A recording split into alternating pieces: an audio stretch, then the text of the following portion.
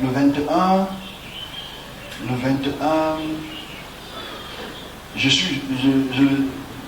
avant qu'on commence, je vais d'abord respirer parce que ce que je veux dire, ça peut être mal compris. Donc je me pose la question si je donne le message en moitié ou entier. Il faut faire quand même à moitié. En moitié, c'est mieux. Ok, bon, on y va. Pour le message. Du 20 au 21 mars, arrivait une notion spirituelle très importante. Du 20 au 21 mars 2022, 3C, arrivait une notion très importante pour cette génération-ci. Je l'ai annoncé précédemment, mais c'était la concrétisation des 3 ans, 2 mois, 21 jours. Je me répéterai parce que je le dis. Et dans cette expression, il faudrait d'abord que je puisse rentrer en arrière pour expliquer le phénomène. En 2020, le 1er mars, j'ai un message très important qui concerne le monde sous 3 formes. Le côté spirituel, le côté église et le côté nation. Le côté spirituel que je dois expliquer. Là, vous ne comprenez pas, c'est pas grave, moi je vais le dire pour les prochaines générations. Côté spirituel, côté église et côté nation, chronologiquement. Il y a un ange qui vient m'exprimer une volonté de la création. Réexprimer. Mais quand il revient à ce 1er mars, il exprime le fait que ça commence maintenant. Maintenant, il y a en mars 2020. Et moi je l'écris, je le dépose, je le dis ici, mais je le dis avec beaucoup de stupidité en fait. Je mets beaucoup de blagues à l'intérieur que je n'ai pas fait. Ces 3 formes-là, on doit essayer de les expliquer progressivement. Spirituel, église et nation. On arrive à un chamboulement de ces 3 facteurs. Transformation de ces 3 facteurs. Transformation spirituelle. Pas personnel, un homme. Ça n'a rien à voir. Transformation, église. Église ici, pas les serviteurs de Dieu. Et transformation des nations. Il y a des nations qui vont chuter, d'autres nations qui vont se lever. Ça, c'est les 3 choses que je vais prendre la peine d'expliquer tout au long de ce mois-ci, parce qu'en fait, je dois le faire avant le 16. Et je vais conclure ça avant le 16. Parce que le 16, c'est autre chose. Ça va changer. Donc, en 2022, le 16 janvier, 2 ans plus tard, je suis transporté dans... en fait, je suis transporté dans un endroit où il y a beaucoup de serviteurs de Dieu. Je donne cette date parce que je veux qu'elle soit spécifique. Je n'ai pas dit le 15, je n'ai pas dit le 17, j'ai dit le 16. Et je l'exprime ici, devant vous, mais bon, je pense que c'est pas plus au sérieux parce que je pense que chacun a ses problèmes. Et c'est votre droit. Je dis une chose, je vois les serviteurs de Dieu commencer à voir des signes dans le ciel. Ils vont commencer à voir les signes dans le ciel. C'est que dans les visions qu'ils dorment, ils vont commencer à voir la lune, les étoiles, ils vont commencer à voir les signes dans les cieux, dans leur vision. Et ils vont se poser des questions et ils auront une réponse. Et cette réponse, elle est d'une stupidité, elle est erronée, elle est caduque. Il faudrait l'expliquer. Je vais expliquer pourquoi elle est caduque. C'est très important. Donc dans cette intégration spirituelle, comme je viens de le dire, ces serviteurs de Dieu commencent à voir la pleine lune, commencent à voir la lune, commencent à voir les étoiles, commencent à voir les nuages. Je parie que vous n'êtes pas trop sur le net avec les serviteurs de Dieu. Beaucoup de serviteurs de Dieu depuis l'année passée ont commencé à voir les signes au ciel. Si au moins 5 serviteurs de Dieu du Cameroun ont vu les signes au ciel. Et ce qui est dérangeant, c'est avec leur intelligence, c'est l'interprétation. Et je vais entrer dans l'interprétation parce que c'est intéressant l'interprétation. Je m'en laisse à faire un message qui les concerne. Ça ne me concerne pas parce que je connais, je sais ce que je dois faire, je sais ce que je dois dire. Donc on est là, c'est très intéressant. S'il vous plaît. Et dans cette expression visuelle, il se pose des questions et je leur réponds ce que je ne veux pas répondre maintenant. Si je dis ça maintenant, ça va être très mal interprété. Mais je leur dis, le temps va venir, vous allez comprendre cela. Et je laisse là, je ne dis pas l'autre chose que je devrais dire, parce que ça va être tellement interprété. Quand même, ce que je sais, l'année passée, surtout cette année-ci, beaucoup de serviteurs de Dieu voient des signes à la lune. Ils disent que non, c'est peut-être le Cameroun qui va changer. D'autres disent que non, peut-être c'est telle chose. En fait, ils interprètent ça à diverses fausses. Moi, des églises sont venus me dire, ah, mais la vision que tu avais vue là, sur la lune, tel prophète a vu ça. Il n'y a pas de méthode d'interprétation parce qu'ils ont une méthode d'interprétation. Daniel, Joël et Révélation. Il y a un qui a fait le buzz il y a quelques jours parce qu'il a demandé à toute son église d'aller filmer à 16h une vision qu'il a eue au ciel. Et son église allait filmer. Je ne peux pas commenter. Donc, bref. Et c'est important de voir donc à quel point, déjà, ce qui est très important, c'est de savoir que c'est de là qu'on sait qui est vrai et faux. Ceux qui ont vu cette... Je ne dis pas que les autres ne sont pas... Je dis, ceux qui ont pu voir ces signes, il faut d'abord les couper le café. C'est-à-dire qu'aujourd'hui, on sait qui sont les généraux et pas les généraux. Enfin, ceux qui sont se nommer les gros titres, tout ça. Ceux qui ont vu ce signe, c'est très important. C'est un signe qui les concerne à eux. Et je dois expliquer cela parce que c'est mon devoir de le faire pour eux. Et je sais qu'ils ne vont pas écouter, donc je dois passer par là pour expliquer pourquoi après je vais dire que n'est-ce pas que j'avais dit. Parce que moi j'aime bien le faire. Malheureusement. Alors, c'est quoi ce signe que vous avez vu, mes collègues? Parce qu'en fait, avant que vous ayez vu ce signe, j'ai annoncé ce signe. Okay? Je ne dis pas ça pour dégrader votre image qui est déjà excellente. Je ne peux pas entrer dans ce type de jeu. Mais l'interprétation que tu prends de Joël, l'interprétation que toi tu prends que c'est Joël, la lune sera rouge, le soleil sera noir, l'interprétation que toi tu prends de Révélation, chapitre je ne sais pas combien, qu'il y aura le cheval gris, le cheval rouge, ça c'est l'interprétation biblique qui est absolument faux. Parce qu'il y a deux enjeux. Il y a deux enjeux dans les visions que vous avez vues. Et je dois expliquer à mes amis. Souffrez d'écouter, espérant que ce que vous allez écouter va vous dégoûter. Je suis transporté dans un domaine, en fait, dans 7 différents domaines spirituels. Et dans ces différents domaines,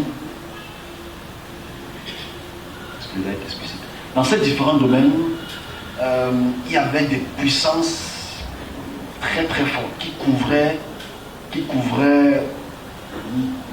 la véritable enceinte de quelque chose que je vais expliquer tout à l'heure. Et ces forces sont très grandes. Il faut expliquer ces différentes puissances. À chaque portail spirituel, on est dans les domaines spirituels, pas physique, ça n'a rien à voir avec physique. Je me posais la question, qu'est-ce que ces humains en masse font là-bas? Dans chaque domaine que ce portail s'ouvrait après des situations spirituelles qui sont passées, que je n'explique pas. Ce n'est pas de votre ressort, malheureusement.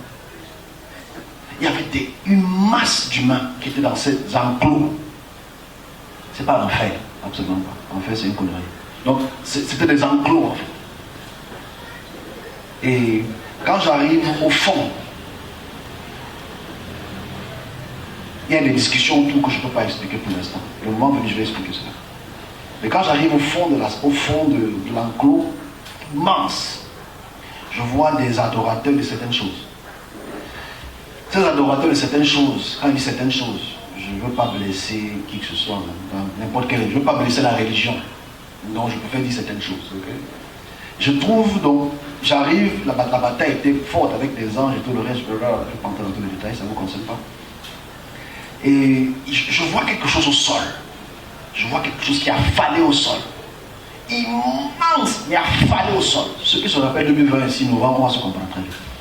Affalé au sol, elle est devenue cristallisée. Mais en or, cristallisée. Cristallisée veut dire solidifiée. Ok?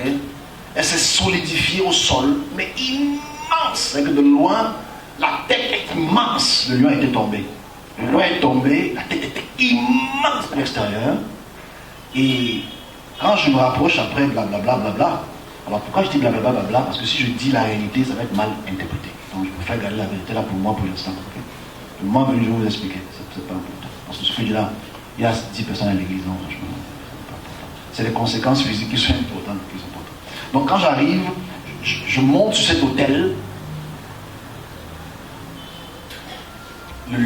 Ce lion réagit, rougit, il était faible. Quand tu regardes derrière, les portails étaient déjà ouverts. Je dis bien, les portails étaient déjà ouverts. Je vais expliquer ça un jour, mais c'est important. Et à la suite de cette il y a eu une discussion entre le lion et le renard, mais il était très affaibli, très diminué, morte, cristallisé au sol, mais toujours sa lueur extraordinaire. Je parle du lion. Le lion, je ne sais pas ce que c'est que le lion. C'est ton lion que tu adores tous les jours.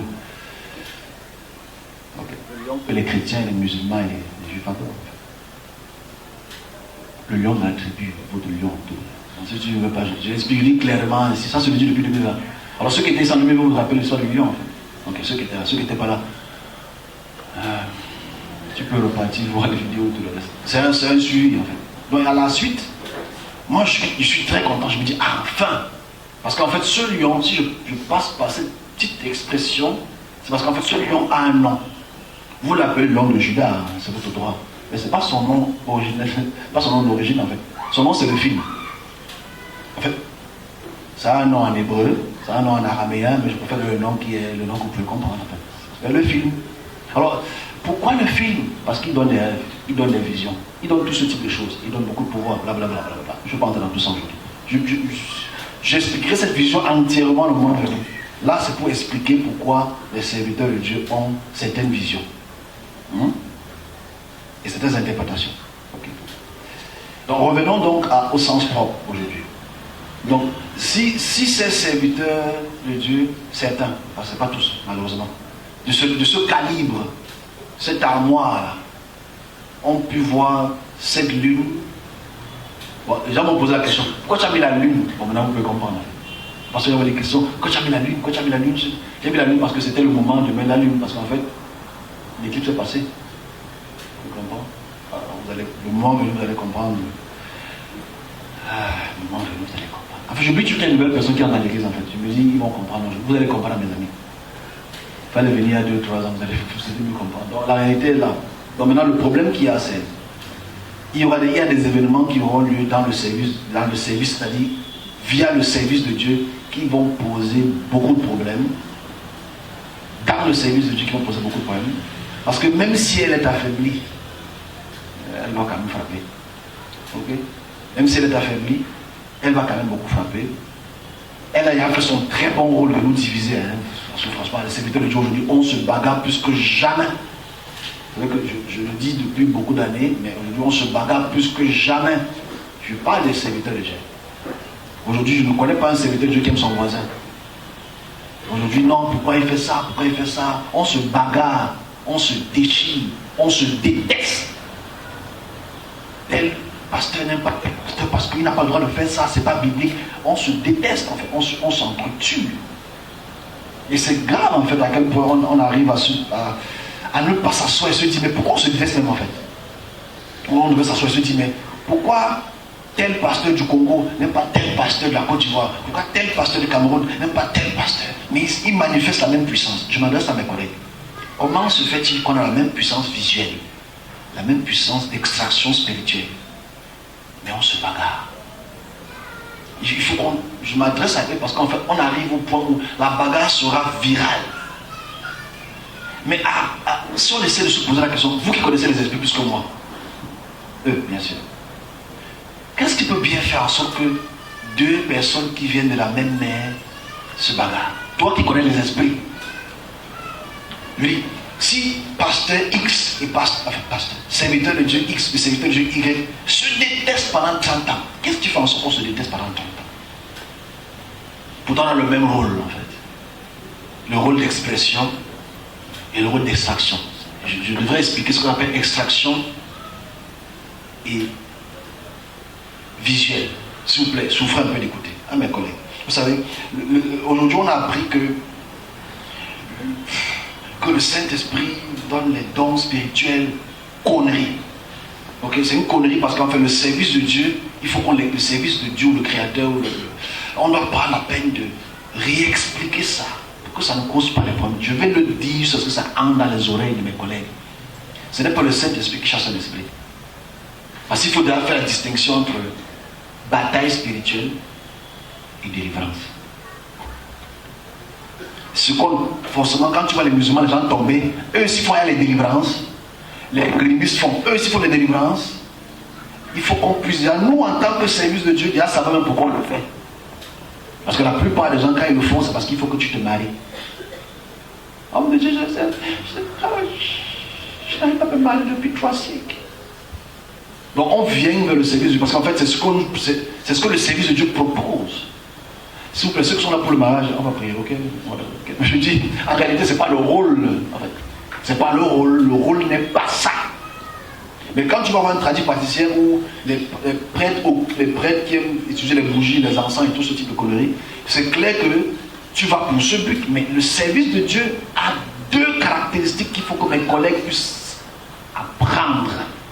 Ils n'ont pas peur de dire la vérité parce qu'ils n'ont pas peur d'accepter la réalité. Ceux qui ont vu cette lune, ce soleil, ces nuages, il est temps que certaines choses changent. Si tu as vu ça, c'est parce que le changement arrive. Et si tu n'es pas prêt à être dans le changement, tu es contre le changement.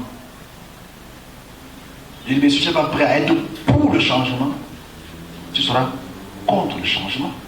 Malheureusement. Parce que dans le service de Dieu, ce qui dérange, c'est quoi? C'est que vous refusez notre intemporalité. J'invente le mot là aujourd'hui. Donc on oublie que nous sommes intemporels.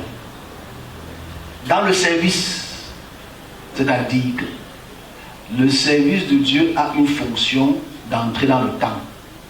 Ça c'est la première fonction du service. Oh, je vois que c'est que tu as dans le service du temps. Parce que celui qui crée a le temps entre ses mains. Dans la première preuve de quelqu'un qui est dans le service, c'est qu'il est dans le temps. Voilà pourquoi il est plus vieux que vous. Je laisse comme ça. Mais la deuxième fonction, c'est la fonction d'extraction spirituelle qu'on ne sait même pas pourquoi c'est là. C'est là aujourd'hui, comme les kémites font bouger les esprits, comme les chrétiens font bouger les esprits, bouger ça veut dire que les gens tombent. Tout le monde tombe. Moi on se pose pas la question, naturellement, pourquoi tous les différents groupes religieux font la même chose? Posons-nous la question. Non, eux, c'est le diable, ils font semblant, il n'y a pas de semblant. Parce qu'il faut distinguer entre 2 facteurs visuels. Il y a différentes batailles spirituelles. J'entre dans le mot bataille spirituelle. C'est-à-dire, quand il y a une confrontation entre 2 puissances spirituelles, la plus faible ou la moins équipée, naturellement, se met à manifester. Donc quand tu vois l'école manifester, c'est qu'elle a trouvé une puissance qui dépasse la puissance initiale. Voilà pourquoi beaucoup d'entre certaines personnes peuvent faire les esprits de leur maison tomber, bouger, il a appelé. Non. Parce que si tu peux prendre une puissance des eaux pour combattre une autre puissance qui est plus faible, naturellement, on appelle ça une bataille spirituelle. C'est différent de ce qu'on appelle extraction spirituelle. Parce que l'extraction spirituelle appartient au service du temps. C'est-à-dire quoi? Il peut entrer dans le temps pour vous libérer. On a pour vous amener au-delà de notre question.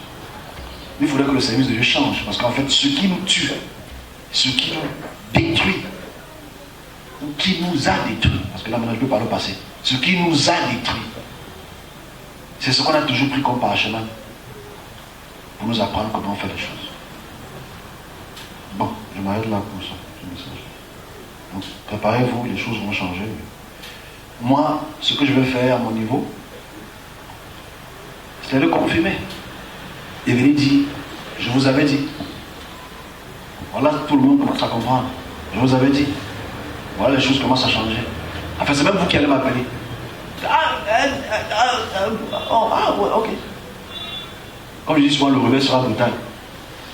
On y est déjà. Donc voilà ce que je peux dire par rapport à ce message de ceux qui ont vu cette lumière, ceux qui ont vu ce nuage, cette lune, ce soleil dans le service. Comme je dis, ça distingue déjà je ne vais pas dire des faux, parce que moi je trouve qu'il n'y a pas de faux. Ou tu es serviteur ou tu n'es pas serviteur. Ça distingue déjà ceux qui sont dans le service et ceux qui ne sont pas. On espère donc qu'ils vont se réveiller. Maintenant, s'ils ne se réveillent pas, ceux qui sont au travail vont faire le travail. Moi, je suis content de voir que beaucoup de serviteurs de Dieu ont vu. J'étais content de voir quand on voit ça m'a pas. Ah, tu vois, le serviteur de Dieu, c'est vu ça. J'étais très content de voir que ce signe s'est manifesté. Je suis très content. Très content. Mais c'est la suite maintenant qui m'intéresse. Parce qu'en fait, c'est vrai, quand je disais peut-être 3 ans, oh, ça va arriver comment? Non, là, c'est la première phase. Je suis très content de ça. La suite maintenant m'intéresse. Parce que la suite devrait faire en sorte que le serviteur de Dieu se pose la question sur qu'est-ce qui va se passer autour de moi pour que les choses commencent à bouger. Pour que maintenant on puisse revenir à la raison et vous amener là où il faudra vous amener. Parce qu'à la fin, si vous n'avez pas où il faut vous amener, c'est compliqué. Bon, j'en ai fini avec ce message. C'était pour moi un message très important.